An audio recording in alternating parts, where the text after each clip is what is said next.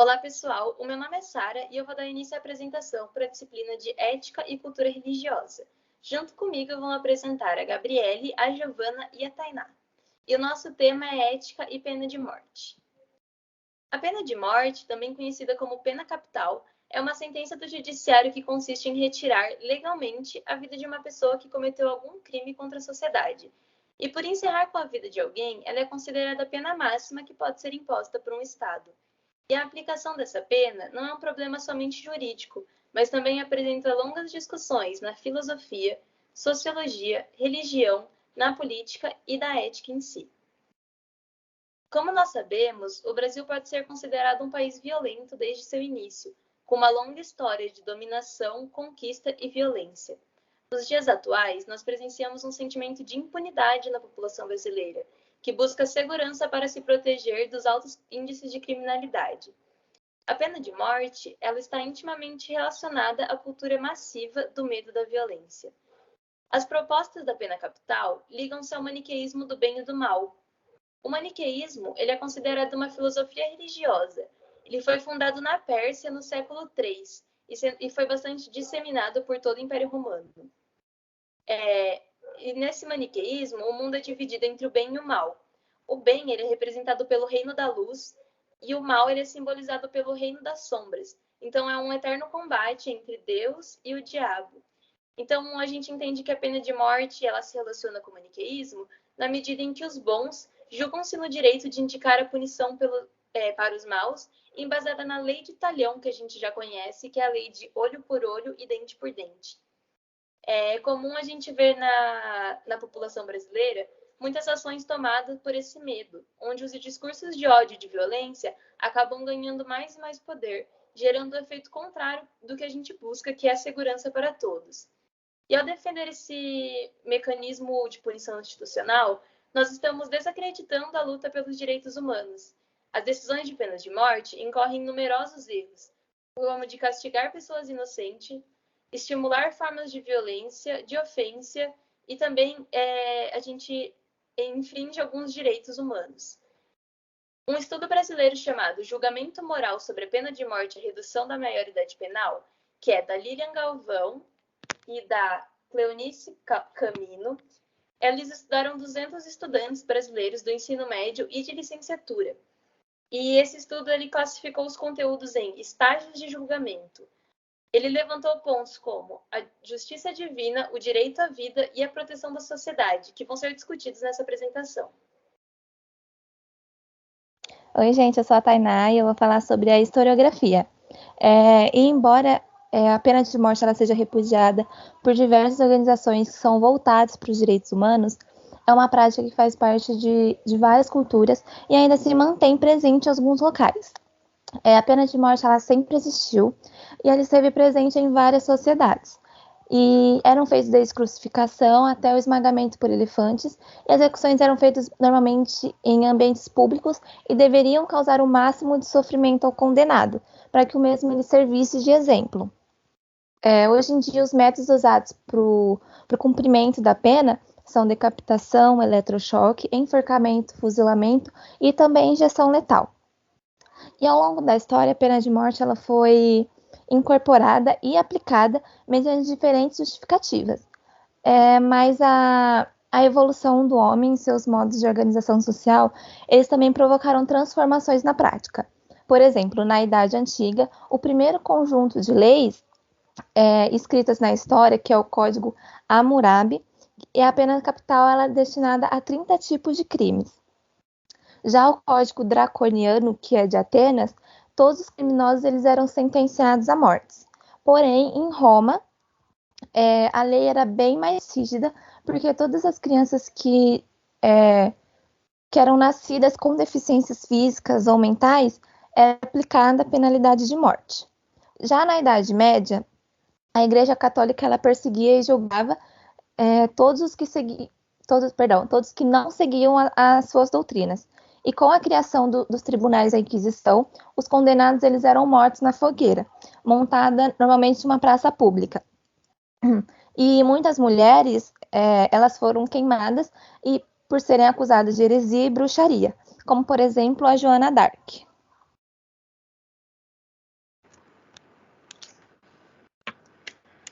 Oi, gente, eu sou a Giovana e eu vou dar continuidade à historiografia da pena de morte. Na Idade Moderna, que ocorre do século XV até o XVIII ou XIX, mudanças ocorreram na forma de execução. A decapitação, por exemplo, era bastante comum na Europa.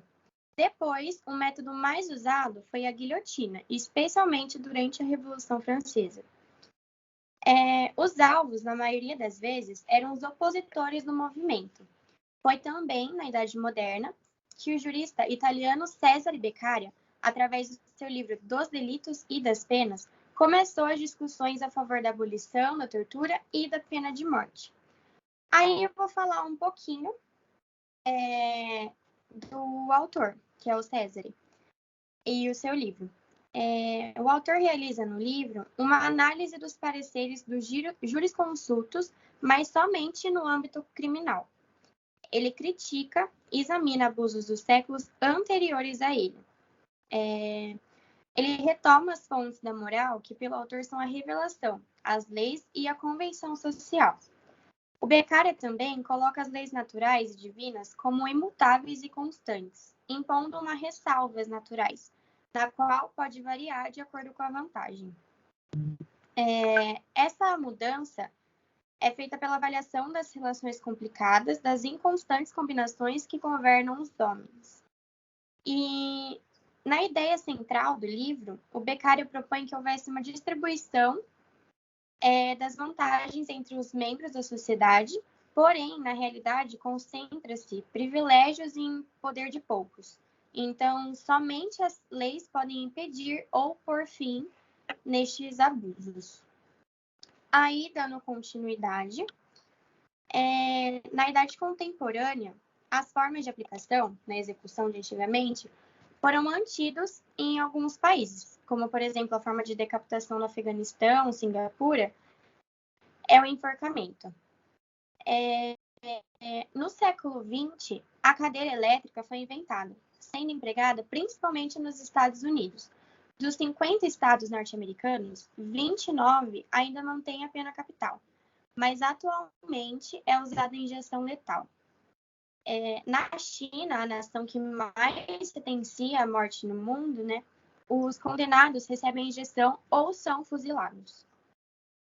E cada país que não aboliu a pena de morte tem legislação específica, mas os crimes que geralmente são passíveis a esse tipo de punição são o homicídio qualificado, o terrorismo, tráfico de drogas, espionagem, corrupção, adultério e homossexualidade. E no período do Brasil, colônia, o chamado Quinto das Ordenações Filipinas determinava a pena de morte para vários crimes, exceto o de legítima defesa. E mesmo após a independência do Brasil, essa condenação se manteve no Código Criminal do Império, sendo usada pelas elites como meio de vingança e repressão. E, segundo os historiadores, a principal motivação para o fim das penas capitais no país foi o enforcamento do fazendeiro Manuel da Mota Coqueiro. Ele foi condenado pelo assassinato de Colombo, perdão para Dom Pedro II, mas foi negado. E como após a execução surgiram provas que revelavam essa inocência dele, o imperador decidiu converter todas as sentenças de morte em outros tipos de punição. Então, a penalidade, no entanto, continuou a ser aplicada contra os escravos.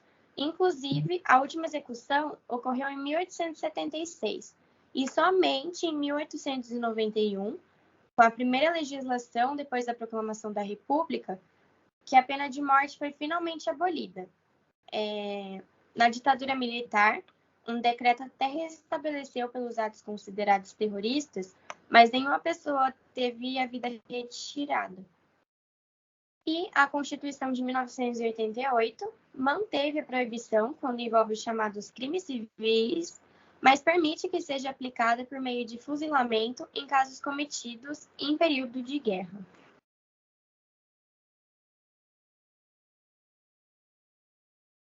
Oi, gente, eu sou a Gabriele e vou falar sobre a formação de consciência e liberdade E os argumentos a favores e contra da pena de morte. A consciência, ela está sempre em formação, e a ideia da pena de morte, ela impossibilita que o indivíduo ele se desenvolva, né, com a sua consciência. E junto com a consciência, nós temos o conceito de autoridade, que é reconhecer o que cada pessoa tem de diferente e que entender que elas merecem respeito por suas diferenças e conseguir entender assim o outro.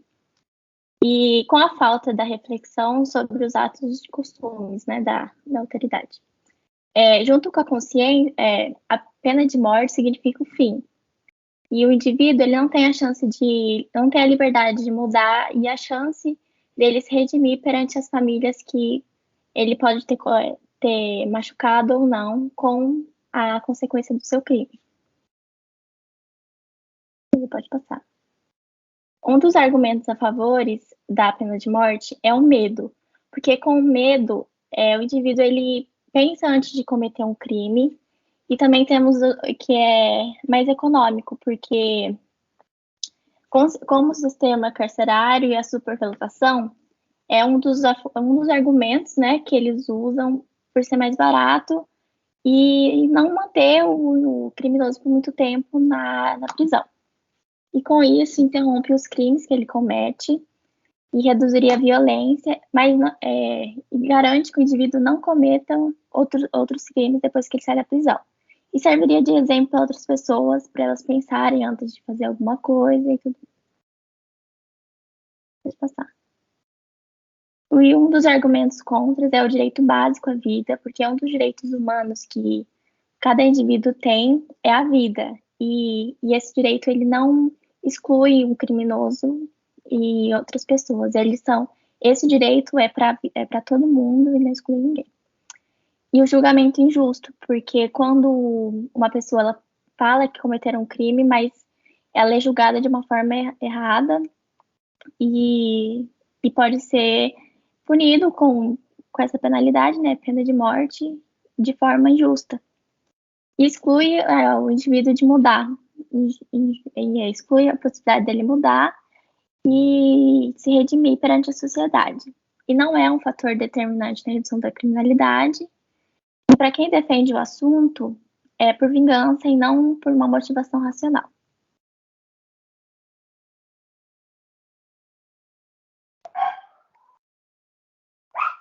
Dando continuidade à apresentação, eu vou falar um pouquinho sobre os direitos humanos. Os direitos humanos, eles são uma categoria de direitos básicos que são assegurados a todos e qualquer ser humano, independente da raça, sexo, nacionalidade ou qualquer outra condição. A pena de morte, ela viola dois direitos essenciais do ser humano, que é o direito à vida e o direito a viver longe de tortura, livre de tortura. E ambos esses direitos são protegidos pela Declaração Universal dos Direitos Humanos, que foi aprovada pela ONU em 1948. Então, a gente entende que os direitos humanos reprimem a pena de morte, não prevendo sequer para os crimes mais bárbaros que podem acontecer. E a pena máxima imposta pelos direitos humanos é a prisão perpétua. Quando a gente entra na legislação, a própria Câmara diz que o Poder Judiciário tem a incumbência de aplicar a lei em casos concretos, para assegurar a justiça e a realização dos direitos individuais e coletivos no processo das relações sociais. A Constituição da República Federativa do Brasil, de 1988, no 5º artigo, ela prevê que não haverá penas de morte, salvo em caso de guerra declarada. E, além disso, o Brasil ele é signatário, ou seja, ele assina a Convenção Americana dos Direitos Humanos de 1969, que é o Pacto de São José da Costa Rica, onde o 4º artigo proclama que ninguém pode ser privado de vida arbitrariamente. E, dessa forma, o Brasil se obrigou ao não estabelecimento da pena de morte no Brasil. E, caso isso aconteça, estaria configurada a responsabilidade internacional do Brasil, já que tanto juridicamente inviável, quanto a parte dos direitos humanos também não poderia acontecer. E como a gente sabe, mesmo no sistema judiciário não está livre de erros. E para ilustrar isso, eu trouxe o caso do Troy Davis, que é um homem negro que foi executado nos Estados Unidos em setembro de 2011. Ele foi acusado e sentenciado à injeção letal pela morte de um policial que aconteceu em 1989.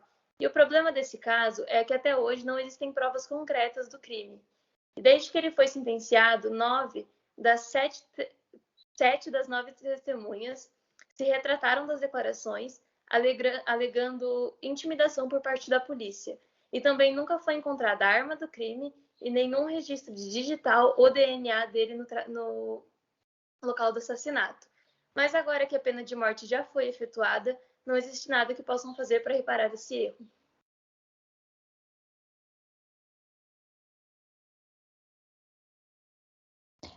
Referente à cultura religiosa, começando pelo catolicismo, que eles, em determinados casos, eles admitiam, sim, a pena de morte como justificativa que esse ato ele era favorável para o bem comum da sociedade.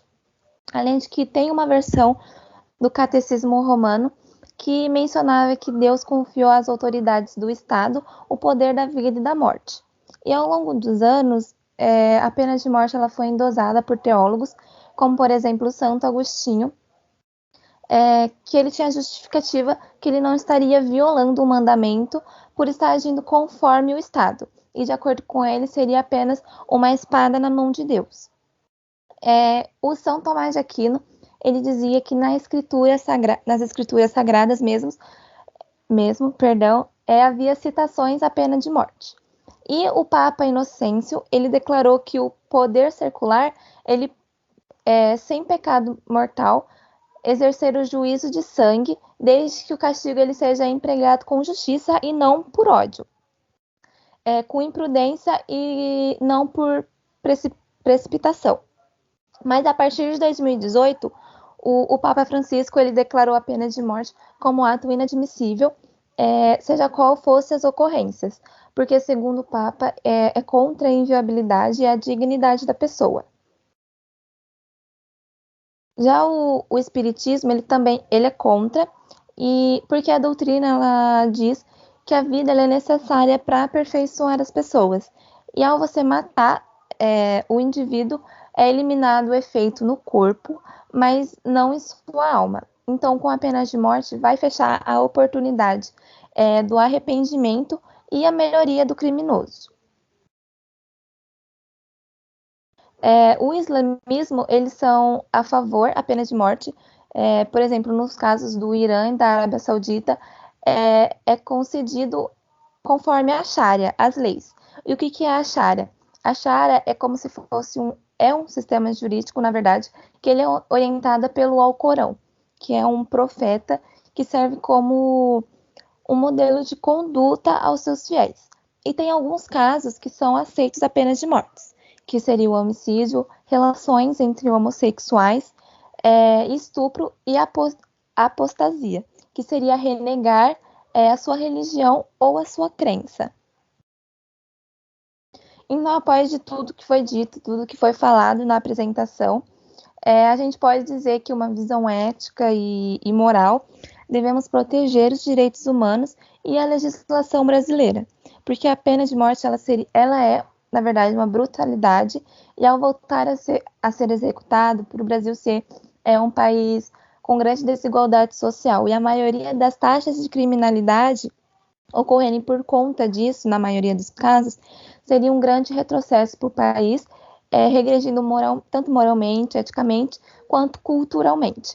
Além disso, todo indivíduo tem a liberdade de desenvolver a sua consciência, e com a pena de morte, ela não tem essa liberdade para se redimir e praticar a alteridade, que, como a Gabriela mencionou no começo, que é se colocar no lugar do outro.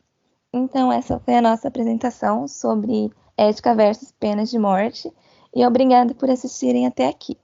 Aí, a partir de agora, vai apresentar nossas referências.